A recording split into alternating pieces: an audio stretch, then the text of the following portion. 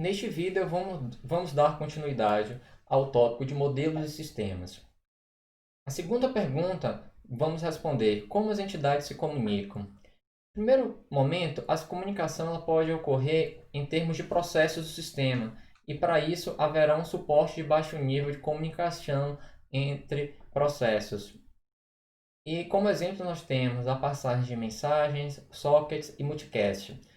Uma segunda alternativa é a invocação remota, que é um paradigma mais comum, onde haverá a invocação remota de um procedimento a ser executado em uma segunda entidade. Como exemplo, nós temos o paradigma Request Reply, que é a base para modelos cliente-servidor, e como exemplo nós temos o protocolo HTTP, onde justamente nós, ao clicarmos no link, nós estamos fazendo uma requisição quanto ao conteúdo daquela página que vai ser retornada pelo servidor. Há também Remote Procedure Calls, que justamente consiste na invocação de procedimentos remotos de forma transparente. Pense como uma chamada a um método em um programa que nós estamos desenvolvendo, só que nós não temos noção se esse método vai ser remoto ou vai ser local. Um exemplo disso é um sistema de arquivo remoto, onde justamente eu posso pedir para ler, abrir um arquivo sem ter a consciência se aquele arquivo está armazenado localmente ou remotamente em um servidor. E uma terceira opção é a invocação remota de métodos, Remote Method Invocation, onde justamente nós vamos invocar métodos de objetos distribuídos também de forma transparente. Podemos dar como exemplo uma linguagem Java, onde há uma referência para um objeto e ao invocar um método, esse método pode ser invocado em um objeto que se encontra em uma outra máquina, ou seja, a invocação é executada de forma remota. Além desses dois tipos de comunicação, há um terceiro tipo bastante interessante de comunicação indireta. Esse método de comunicação haverá uma terceira entidade que vai prover algum tipo de desacoplamento. Em contraste, nas duas alternativas que nós vimos anteriormente, a comunicação ocorria entre duas entidades que se comunicavam. Exemplo, o request reply, invocação de procedimentos, havia um sender e um receiver. Agora, nesse momento, vai haver uma terceira entidade. Podemos exemplificar esse tipo de comunicação como uma tarefa que precisa ser feita e simplesmente uma pessoa vai e coloca um post-it em um quadro, pedindo, por exemplo, ao sair, apaguem as luzes. Então, veja que eu não sei para quem eu estou direcionando essa mensagem, mas eu deixei aquela mensagem num quadro e a pessoa que estiver naquela sala, ao ler aquela mensagem, ela provavelmente irá cumprir com o que foi solicitado, ou seja, apagar a luz. Então, a terceira entidade seria justamente a existência desse quadro de post-it, certo? Então, basicamente, esse tipo de comunicação vai prover um desacoplamento espacial, que consiste em o sender, ou seja, quem envia a mensagem, ele não precisa saber para quem está enviando a mensagem. Então, no exemplo do post-it, eu não sabia, quando eu deixei aquele bilhete, quem leria e para quem ele seria útil. Como também de prover desacoplamento temporal. Os senders e receivers não precisam existir ao mesmo tempo. Vejam que, novamente, no exemplo do quadro de post-it, eu deixei aquela mensagem, mas eu saí da sala. Enquanto a pessoa, ao ler aquela mensagem, ela leu em um momento posterior. Então, nós não estávamos no mesmo instante de tempo, sincronizados na mesma sala. Então, o mecanismo de comunicação indireta é bastante interessante por fornecer um ou outro, ou os dois ao mesmo tempo, mecanismos de desacoplamento. E quais seriam os modelos de comunicação indireta? Um primeiro modelo é um modelo chamado de espaço de tupla, que esse modelo ele consiste em um espaço onde processos, eles vão adicionar, ler ou remover tuplas em um espaço persistente. Pense como um grande quadro onde um processo cola post-it e ele pode ler ou remover post-its daquele quadro. E o que seria uma tupla nada mais é do que uma sequência ordenada de dados. E esses processos, eles podem não existir no mesmo instante de tempo, que foi como foi ilustrado no exemplo de um quadro de post-it. Há também um segundo modelo, que é um modelo de memória distribuída compartilhada. E esse modelo nada mais é do que uma abstração para o compartilhamento de dados por processos que não compartilham memória física. Posteriormente, nós vamos entender melhor esse modelo. Mas, basicamente, nós teremos uma quantidade de entidades, de nós, onde haverá uma visão de um endereçamento de memória que, na verdade, eu posso estar acessando uma posição específica de memória, pensando que é local, mas, na verdade, aquela posição está mapeada em um outro nó.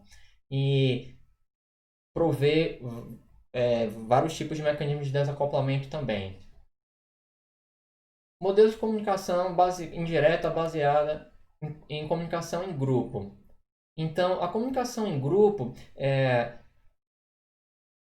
ela provê um tipo de desacoplamento, pois justamente a comunicação ela vai ser destinada a um grupo, onde basicamente eu preciso dizer, eu preciso me comunicar com todos os estudantes do primeiro período, mas veja que eu não sei a identidade de quem são aqueles estudantes. Então, há a entrega de mensagens a um grupo, como também a um serviço de gerenciamento de grupos, como, por exemplo, a entrada e a saída de determinados membros.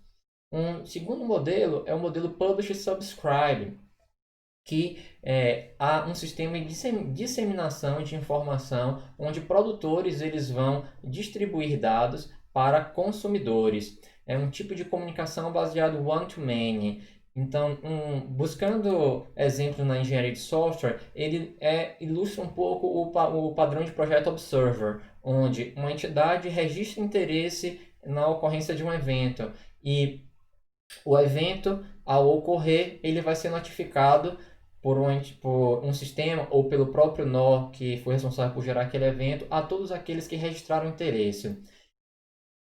Além desses modelos, nós também temos modelos de fila de mensagens, onde a comunicação é baseada em uma mensagem que é introduzida, inserida em uma fila. Em outras palavras, o produtor, ele, em vez de enviar uma mensagem para um nó específico, para João, Maria, simplesmente eu vou enviar aquela mensagem para uma fila. Então, nós podemos prover vários tipos de desacoplamento. E o consumidor ele vai receber as mensagens e ele vai ser notificado quanto à chegada de mensagens. Então aqui nós podemos ver esse quadro que justamente vai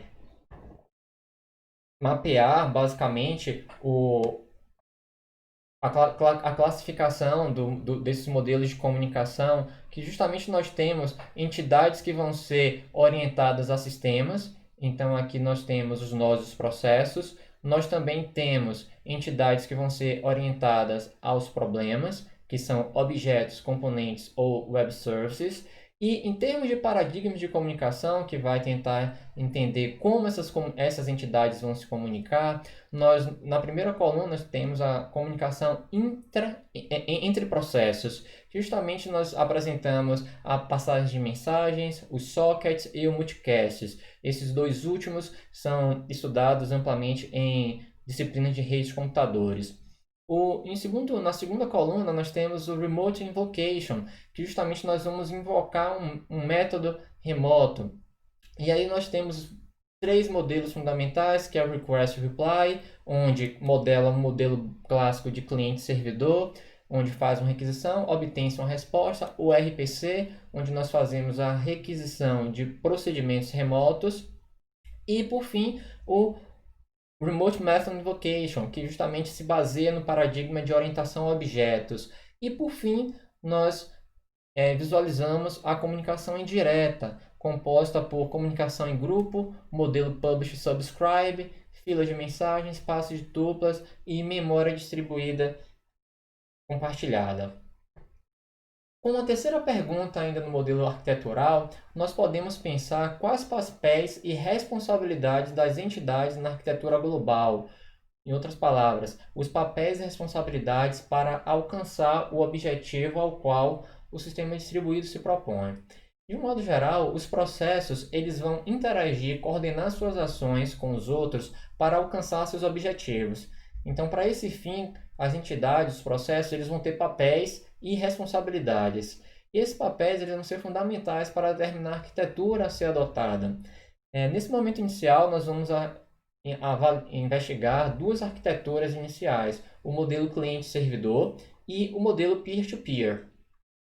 No modelo cliente-servidor, nós temos do lado esquerdo dois clientes que justamente eles vão fazer requisições e invocações a um servidor que está representado, né, na entidade no nó central.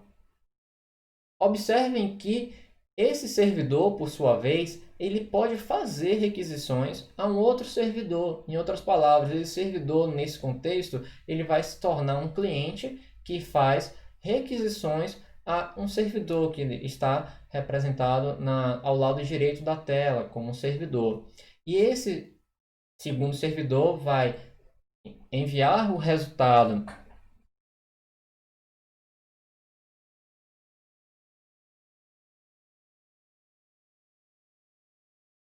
Vamos então analisar o modelo cliente-servidor. Nessa figura, nós podemos ver a existência de 4 computadores, 4 hardwares, onde há 4 processos, um processo por máquina.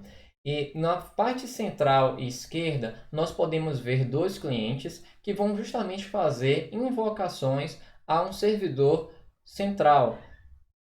E esse servidor, por sua vez, ele justamente vai entregar uma resposta, o resultado da operação para os clientes. Ao analisar a parte central e a parte direita, nós podemos ver a comunicação entre dois servidores dentro do nosso sistema distribuído, onde um servidor ele pode se comunicar com outro servidor e fazer invocações e esse servidor vai entregar a resposta, o resultado da computação para um segundo servidor. Então, de um certo modo, há uma coordenação, uma interação entre os componentes do sistema distribuído da organização para alcançar um objetivo. Aqui ainda nós podemos entender como funciona. Nós temos aqui duas máquinas que justamente estão se conectadas por meio de uma rede de comunicação, onde justamente um processo vai fazer uma requisição, o cliente faz uma requisição e que vai ser atendida por um servidor. Na parte inferior, nós podemos ver a evolução temporal dessa operação. Na parte superior, nós temos o cliente que ele está executando e em algum momento ele vai fazer uma requisição ao servidor e que está justamente ilustrada por meio do request. Vejam que há uma seta que liga o cliente para o servidor e essa seta ela há uma certa inclinação, ela não é perpendicular, justamente indicando o tempo que leva para essa mensagem transitar do cliente para o servidor. E observem que o cliente ele fica bloqueado de um certo modo e aguardando a resposta, o resultado do servidor. Ao receber essa solicitação, o servidor ele vai começar a processar aquela solicitação e depois de algum posterior a algum tempo de execução, o servidor vai enviar a resposta justamente para o cliente. E, mais uma vez, essa resposta vai levar um tempo para ser transitada na rede até chegar no cliente. E a partir de então, o cliente pode dar prosseguimento à sua operação. Basicamente, o modelo cliente-servidor ele vai prover uma forma direta e simples para compartilhar recursos e serviços. Por outro lado, ele possui uma baixa escalabilidade, lembrando que a escalabilidade está relacionada à capacidade que um sistema possui de manter o seu desempenho, a qualidade do seu desempenho, à medida que a demanda, a carga do sistema aumenta, como também à medida que novos recursos, novos hardware, servidores são incorporados ao sistema.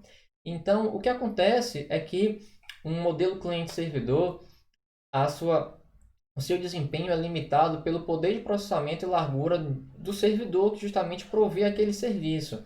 Então, como que nós podemos aumentar a escalabilidade? Lembrando que nós vimos dois tipos de escalabilidade, de prover a escalabilidade. Escalabilidade vertical, que consiste em melhorar o hardware, a velocidade de processamento, introduzir mais memória, mais armazenamento, ou escalabilidade horizontal, que justamente nós vamos adicionar mais servidores. Então, a principal solução é justamente adicionar outros servidores para fornecer o mesmo serviço. Então, por exemplo, nós teríamos, por exemplo, um servidor que estaria localizado no Brasil, outro que estaria nos Estados Unidos, um que estaria na Índia, um que estaria na Alemanha. Então, quando um usuário localizado na América do Sul requisitasse o serviço, um servidor que estivesse na América do Sul, no Brasil, iria justamente fornecer aquele serviço.